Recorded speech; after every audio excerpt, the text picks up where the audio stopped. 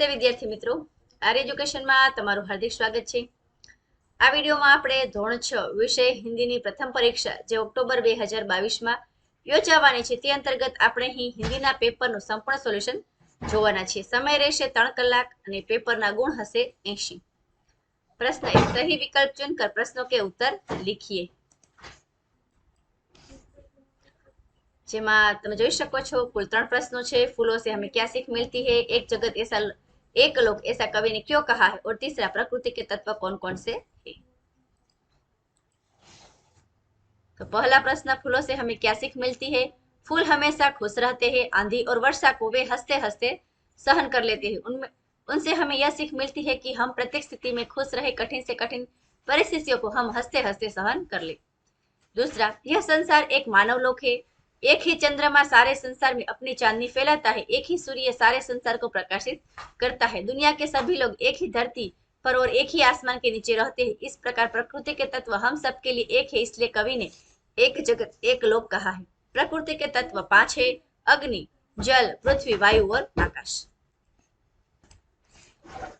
प्रश्न ब, प्रश्न के उत्तर लिखिए। हमारा जीवन सुख दुख की एक कहानी है, और दूसरा, जग में नाम कमाने के लिए आप क्या करेंगे। पहला, सभी मनुष्य के जीवन में कभी सुख के दिन आते हैं तो कभी लोगों के दुख के दिन भी देखने पड़ते हैं। किसी का सारा जीवन न सुखी होता है और ना ही दुखी। जीवन में बारी बारी सुख और दुख आते रहते हैं, इसलिए कवि ने कहा है हमारा जीवन एक सुख दुख की कहानी है। जग में नाम कमाने के लिए मैं सदा अच्छे काम करूंगा, दीनहीन लोगों की सेवा करूंगा, ज्यादा पढ़ाई करूंगा, अपने माँ बाप का नाम रोशन करूंगा, ऐसा आप लिख सकते हैं। प्रश्न 2, सही विकल्प चुनकर प्रश्नों के उत्तर लिखिए। दयालु शिकारी चित्रपाठ किस मूल्य पर आधारित है। तो आंसर है डी, पशु प्रेम। पाठ इकाई के अनुसार राजा भोज कैसे राजा थे। सी, प्रजा वत्सल राजा थे। ब, प्रश्नों के उत्तर संक्षेप में लिखिए। 5 आप देख सकते हैं, यहाँ आपको 4 प्रश्न दिए गए हैं और कुल गुण है 8। प्रश्न 1, शिकारी ने हिरनी के साथ कैसा व्यवहार किया। शिकारी ने हिरनी के साथ दयापूर्ण व्यवहार किया, क्योंकि उसकी दशा देखकर शिकारी को दुख हुआ था। नन्ही ने बिच्छू को क्या बताया। बिच्छू दलदल में फंस गया था, उसने नन्ही से प्रार्थना की, बहन मुझे बचा लो। नन्ही को बिच्छू पर दया आ गई, इसलिए नन्ही ने बिच्छू को बाहर निकालकर बचाया। रेशमा ने गोलू को धक्का न मारा होता तो क्या होता। रेशमा ने गोलू को धक्का न मारा होता तो गोलू पटाखे से जल गया होता। राजा भोज किसान से क्यों प्रभावित हुए। अपने काम के प्रति किसान के लगन देखकर राजा भोज उससे बहुत प्रभावित हुए। प्रश्न 3, परिच्छेद को पढ़कर सूचना अनुसार प्रश्नों के उत्तर दीजिए। अक्षरों की खोज के साथ एक नए युग की शुरुआत हुई। आदमी अपने विचारों और हिसाब किताब लिख कर रखने लगा, तब से मनुष्य को सभ्य कहा जाता है। इस तरह आप पैराग्राफ पढ़ सकते हैं, और इस पैराग्राफ के आधार पर यहाँ हमें 5 प्रश्न दिए गए हैं जिनका हमें आंसर लिखना है। पहला, मानव को सभ्य कब से कहा जाने लगा। तो आदमी अपने विचारों को हिसाब किताब को लिखकर रखने लगा, तब से मानव को सभ्य कहा जाने लगा। इतिहास का आरंभ कब से हुआ। आदमी ने जब से लिखना शुरू किया तब से इतिहास का आरंभ हुआ। परिच्छेद में शोध शब्द का समानार्थी शब्द क्या है। समानार्थी शब्द है खोज। मनुष्य अपने विचारों को किस प्रकार रखने लगा। मनुष्य अपने विचारों को लिखकर रखने लगा। परिच्छेद को उचित शीर्षक दीजिए। तो इतिहास की शुरुआत, ऐसा शीर्षक हम दे सकते हैं। प्रश्न 4, सूचना अनुसार कीजिए। निम्नलिखित वाक्यों में से संज्ञा पहचान कर लिखिए। पहला वाक्य है गोलू को कुछ समझ न आया। यहाँ जो गोलू शब्द है वह संज्ञा है। सब में रेशमा की पीठ थपथपाई, तो रेशमा यहाँ संज्ञा है। दूसरा, निम्नलिखित वाक्यों में से विशेषण पहचान कर लिखिए। उसकी हर सुबह नई सुबह होती है, तो यहाँ नई शब्द जो है वो विशेषण है। कुत्ता वफादार प्राणी है, तो वफादार शब्द वो विशेषण है। चलो आगे देखते हैं। सर्वनाम पहचान कर लिखिए। चलो हम स्कूल चले, तो यहाँ हम सर्वनाम है। उन्हें मेरी कविताएं अच्छी लगी, तो यहाँ उन्हें ये सर्वनाम है। प्रश्न 5, नीचे दिए गए चित्रों का वर्णन करते हुए 10 वाक्य लिखिए। तो वाक्य इस तरह हम लिख सकते हैं। यह गांव का चित्र है। एक महिला पानी लेकर आ रही है। एक महिला खाना बना रही है। इस चित्र में कुत्ता बैठा है। इस चित्र में एक बकरी और गाय है। इस चित्र में दो ऊंट दिखाई दे रहे हैं। एक पुरुष ऊंट के आगे खड़ा है। इस चित्र में कच्चे मकान है। दरवाजे के बाहर एक महिला खड़ी है। इस चित्र में बहुत सारे पेड़ है। तो आप ये चित्र देखकर इसमें और भी वाक्य जोड़ सकते हैं।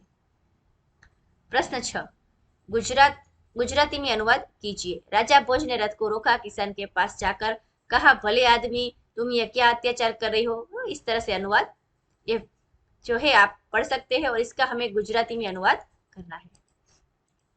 तो अनुवाद इस तरह होगा, राजा भोजे रथ રોક્યો અને ખેડૂત પાસે જઈને કહ્યું, ભલા માણસ, તું આ શું અત્યાચાર કરી રહ્યો છે? શું ક્યારેય સ્ત્રીને હળે જોડવામાં આવે છે? મારો એક બળદ મરી ગયો છે, બીજો બળદ ખરીદવા માટે મારી પાસે ધન નથી, જો ખેતર ન ખેડ્યું તો હું શું ખાઈશ? આ રીતે તેનું अनुवाद થશે। प्रश्न 7, सूचना अनुसार लिखिए। गिनती को शब्दों में लिखिए। तो यहाँ आप देख सकते हैं 73 इस तरह लिखेंगे, 83 इस तरह से। अब आगे देखते हैं, गिनती को अंकों में लिखिए। 79 इस तरह लिखना है। 79 એટલે 79 અને 69 એટલે 69।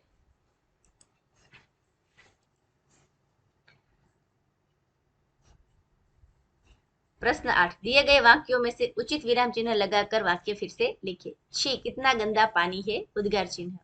आप क्या खाएंगे? प्रश्न चिन्ह। माँ ने पूछा। अल्पविराम, नन्ही बेटी तुम कहाँ रह गई थी? प्रश्न चिन्ह।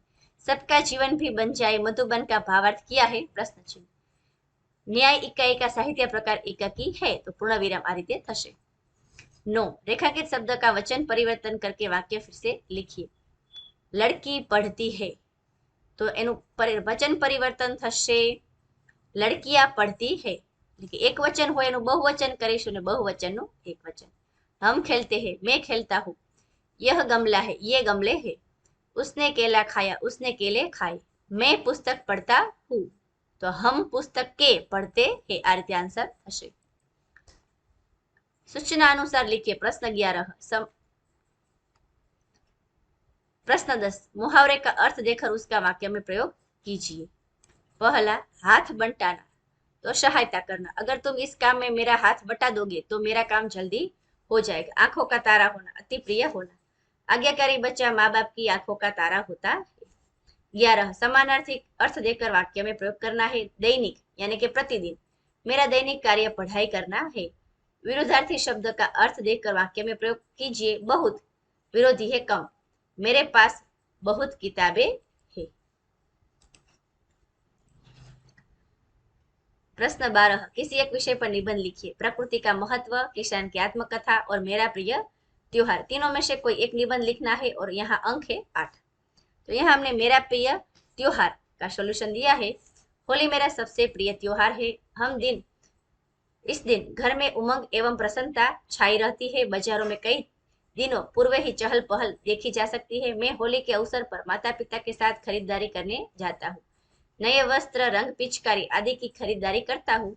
इनके अलावा पकवानों की सामग्री भी खरीदी जाती है।